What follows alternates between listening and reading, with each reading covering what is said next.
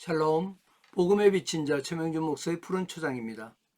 이 방송을 보시는 모든 분들께 성삼위 하나님의 특별하신 위로와 소망이 가득 넘쳐나시기를 예수 그리스도 이름으로 축복합니다. 구독과 좋아요를 눌러주시는 것은 돈은 들지 않지만 복음 선교 방송의 동역자가 되는 것입니다. 오늘은 요한계시록 4장을 말씀드리도록 하겠습니다. 요한계시록 4장은 신학적으로 보면 핵심장이 됩니다. 4장 이하는 2장에서 3장에 대한 상론 또는 해설장입니다. 그러니까 연약하고 두려움에 빠진 교회에게 말씀하고 있는 것이죠. 1장에서 3장까지는 이기는 자에게 어떤 복이 주어질 것이며 어떠한 것이 약속이 되어 있는가가 기록이 되어 있고 4장에서 5장까지는 그리스도의 승리가 우리에게 어떠한 것인가 하는 내용이 전개되어지고 있는 것입니다. 그러니까 점진적으로 발전된 계시를 기술하고 있는 것입니다. 이 환상을 보여주시는 이유는요, 그들은 너무나 힘들게 신앙을 지켜야만 했습니다. 예수 그리스도에 대한 믿음 때문에 로마 제국의 황제를 신으로 숭배하는 것을 거부해야만 했습니다. 그 결과는 어떻게 되었습니까? 재산을 빼앗기고 때로는 순교의 제물로 바쳐져야만 됐던 것입니다. 따라서 이들에게는 예수님이 누구신지, 하나님은 이 고통스러운 현실 가운데 무엇을 하고 계신지 확정이 필요했던 것입니다. 그래서 하나님은 계시록 4장에서 5장의 환상을 요한에게 열어주심으로 인간과 역사를 다스리고 통치하시는 이가 하나님이심을 보여주고 있는 것입니다. 즉 땅에서 고통받는 당시의 신자들에게 하늘의 비전과 궁극적인 승리를 약속하고 있는 것입니다. 자, 그러므로 보좌에 앉으신 이의 모습과 흰옷과 금면류관을 쓰고 둘러선 24보좌들 위에 앉아 24장로들의 모습은 하나님의 나라를 위하여 박해를 받고 있는 성도들에게 대단히 큰 위로와 소망이 되었을 것입니다. 1절을 보겠습니다. 이 일 후에 내가 보니 하늘에 열린 문이 있는데 내가 들은 바 처음에 내게 말하던 나팔 소리 같던 그 음성이 이르되 이리로 올라오라. 이후에 마땅히 일어날 일들을 내가 내게 보이리라 하시더라. 이 일 후에라는 말은요, 1장 10절부터 3장까지에 기록된 첫 번째 환상을 말하는 것입니다. 그러니까 장면이 바뀌는 것이죠. 3장에서 쓰였던 주요 단어들이 4장과 5장에서 반복되어지고 있습니다. 하늘에 열린 문이 있는데 이것은 계시록에는요, 문이 3번 열리고 있습니다. 4장 1절에 하늘문이 열리고요, 11장 19절에 성전문이 열리고 15장 5절에 증거장 문이 열리는 것을 우리가 보게 됩니다. 성경 전체로는 하늘문이 열리는 것을 우리가 볼 수가 있죠. 야곱에게 열립니다. 창세기 28장 12절에 17절에 보면 열리고 있고요. 에스겔에게 보여집니다. 에스겔서 1장 1절. 예수님에게 열립니다. 마태복음 3장 16절. 서대환 집사에게 보여지죠. 사도행전 7장 55절. 베드로에게 또한 열립니다. 사도행전 10장 11절. 이렇게 성경 전체에서 하늘문이 열리는 것을 우리가 볼 수가 있습니다. 사도 요한에게 이리로 올라오라 라고 말하고 있는데요, 이것은 낮은 차원에서 새로운 차원으로 들어가는 것을 말합니다. 즉 하나님과 더 가까운 차원으로 들어가는 것이죠. 더 권원적인 장면, 계시의 참여, 계시의 세계로 요한을 부르시고 있는 것입니다. 이것을 휴거라고 하는 분들이 있는데 휴거가 아닙니다. 휴거라는 말은 성경에 없습니다. 조금 있다가 휴거에 대해서 잠깐 말씀을 드리겠지만, 자, 계시록 1장 19절에 그러므로 네가 본 것과 지금 있는 일과 장차 될 일을 기억하라. 이것을 기록하기 위해서 부르시고 있는 것입니다. 마땅히 일어날 일, 아직은 이루어지지 않았으나 미래에 반드시 일어날 때 쓰는 미래 완료형입니다. 마지막 종말 때의 일만이 아니라 사도 요한 이후의 전 역사, 그 시점부터 시작이 되는 것이죠. 성경의 역사를 역사의 시간대로 해석하려고 하는 사람들은 바로 세대주의자들인데요, 계시록은 역사의 시간대로 기술한 것이 아니라 의미의 배열인 것을 우리가 알아야 합니다. 2절 보겠습니다. 내가 곧 성령에 감동되었더니 보라, 하늘에 보좌를 베풀었고 그 보좌 위에 앉으신 이가 있는데, 성령의 감동은 성령 안의 상황입니다. 개인의 사사로운 생각을 가질 수가 없는 것이죠. 하늘의 보좌, 두려움과 죽음과 고통 가운데 제일 먼저 보여주신 것이 무엇입니까? 하늘 보좌입니다. 황제의 보좌는 통치, 신만, 영광의 자리인데요, 하나님의 보좌가 진정한 보좌임을 보여주기 위해서 지금 보여주고 있는 것입니다. 계시록에는 보좌라는 말이 44회나 기록이 되어 있습니다. 중심이죠. 중심점입니다. 그러니까 현실적으로는 로마 제국과 그 배후의 사단이 땅을 통치하는 것 같지만 하늘과 땅과 그 가운데 모든 것은 하나님의 것이며 곧 하나님은 사단으로부터 그 모든 것을 다시 회복시킬 것이다 라는 메시지를 주고 있는 것입니다. 3절 앉으신 이의 모양이 벽옥과 홍보석 같고 또 무지개가 있어 보좌에 둘렸는데 그 모양이 녹보석 같더라. 이것은 하나님의 영광을 인간의 언어로 표현한 것을 말합니다. 보석은 지상에 가장 귀한 것을 말하죠. 그 벽옥은 하나님의 성결의 영광, 홍보석은 공의와 심판의 영광, 녹보석은 그의 선하시고 아름다우심을 말씀하고 있는 겁니다. 여기에서 이것은 대제사장 흉패의 보석을 말하는데 이 보석 중 첫째와 마지막이 새 예루살렘 성의 기초석 중 첫째와 마지막 기초석이 됩니다. 이 중요한 의미가 있죠. 그리스도 예수의 신부인 교회가 얼마나 아름다운지를 말해주면서 12보석은 대제사장의 흉배에 있는 12보석과 연결해서 설명을 하고 있는데 이들 보석은 구약에서는 하나님의 백성 이스라엘을 의미했고 신약에서는 하나님의 교회 성도들을 의미하고 있는 것입니다. 자, 무지개가 있는 것은요 하나님 자신의 언약에 대한 성취를 약속하신 것으로 보는 것입니다. 다시는 물로 심판하지 않을 것을 언약하는 정표가 바로 무지개입니다. 창세기 9장 13절에 보면 내가 내 무지개를 구름 속에 두었나니 이것이 나와 세상 사이의 언약의 증거니라 하고 말하고 있습니다. 4절 보겠습니다. 또 보좌에 둘려 24보좌들이 있고 그 보좌들 위에 24장로들이 흰옷을 입고 머리에 금관을 쓰고 앉았더라. 하나님의 보좌에 둘려서 24보좌들이 있습니다. 3장 21절에 이기는 자들에게 하늘 보좌에 앉게 되는 것이 바로 우리의 모습입니다. 이것은 이미 완성된 교회를 말하는 것이고 보좌에 앉았다라고 하는 것은 왕노릇하고 있음을 보여주고 있는 것입니다.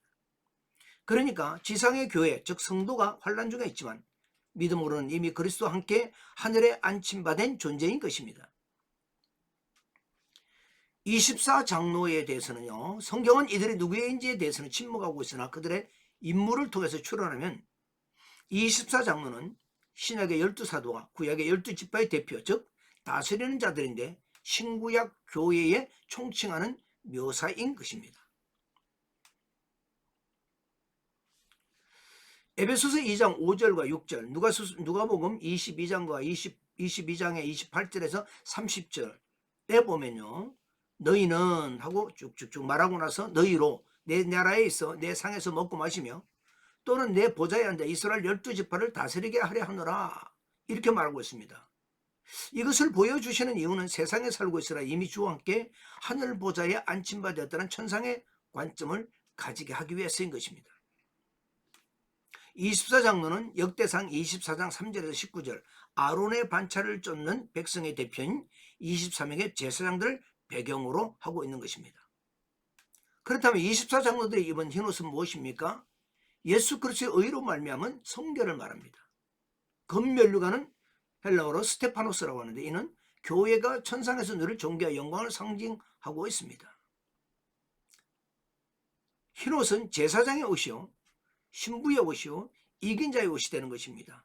베드로전서 2장 9절에 보면 오직 너희는 택하신 족속이요 왕같은 제사장들이요 거룩한 나라요 그의 소유된 백성이니 이는 너희를 어두운 데서 불러내어 그의 귀한 빛에 들어가게 하신 자의 아름다운 덕을 선전하게 하여 하심이라. 우리는 바로 왕같은 제사장인 것입니다. 여기서 말하는 근관은요 스테파노스라고 하는데 운동 경기에서 승리한 사람이 쓰는 월계관을 뜻하는 말인데 이것은 신앙적으로 보면 순교자에게 씌워지는 왕관을 말합니다. 그러니까 환난 중에 있는 지상교회들에게 천상교회를 보여주심으로써 땅에서는 고통스럽지만 우리는 이미 하나님의 영광을 입고 있는 엄청난 신분으로 완성되어 있는 자들이구나 하는 위로와 격려를 하고 있는 것입니다. 서대반 집사의 순교장면도 이와 같은 맥락으로 볼 수가 있는 것이죠. 계시록에서 교회의 정체성은 이중적인 구조를 갖습니다. 그러니까 우리가 땅에 존재하면서 동시에 하늘에 속한 자인 것입니다. 5절 보좌로부터 번개와 음성과 우레소리가 나고 보좌 앞에 켠 등불 7이 있으니 이는 하나님의 7영이라.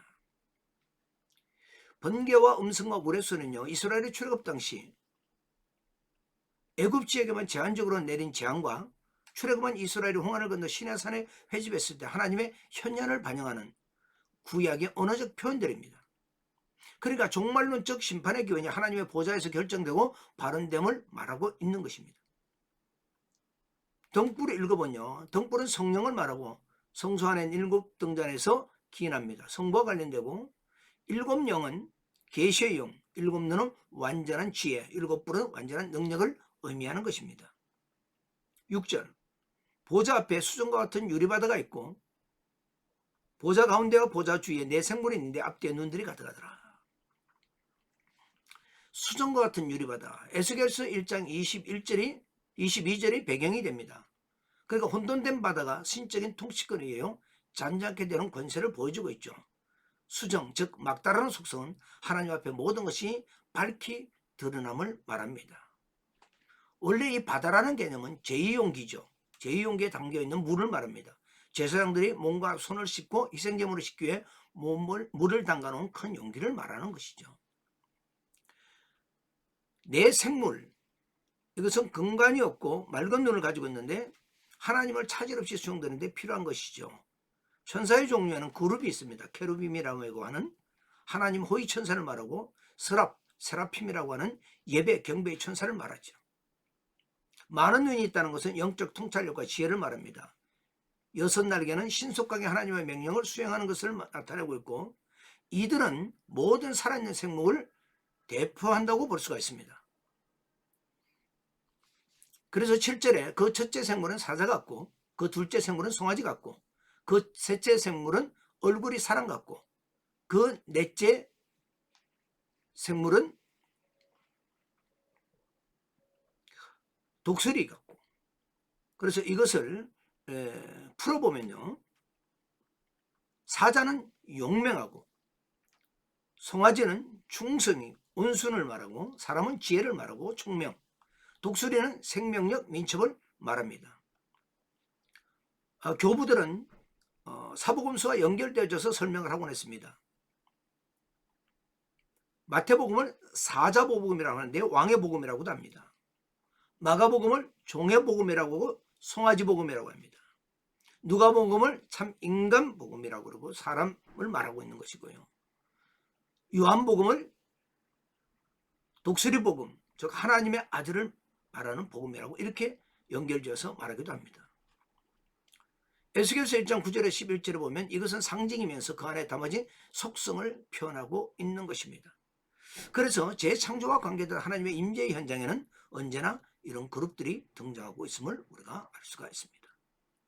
8절, 네 생물은 각각 6날개를 가졌고 그 안과 주위에는 눈들이 가득하더라. 그들이 밤낮 쉬지 않고 이르기를 거룩하다 거룩하다 거룩하다. 주 하나님 곧 전능하신 이여, 전에도 계셨고 이제도 계시고 장차 오실 이시라 하고. 날개는 하나님의 뜻과 섭리를 신속하게 성취하는 것을 말합니다. 눈들이 가득하더라, 이 말은 하나님의 지혜와 통찰력을 말하는 것이고요. 거룩하다가 3번이나 기록이 되어져 있는데 이것은 이사야 6장 3절의 반영입니다.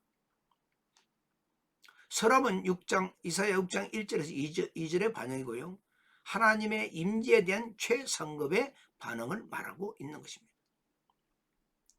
장차 오실이라고 하는 것은요, 하나님의 나라가 오고 있음을 말하고 있는데 오고 계시는 창조주 하나님, 왜 오십니까? 재창조를 위해서 오시고 있는 것입니다.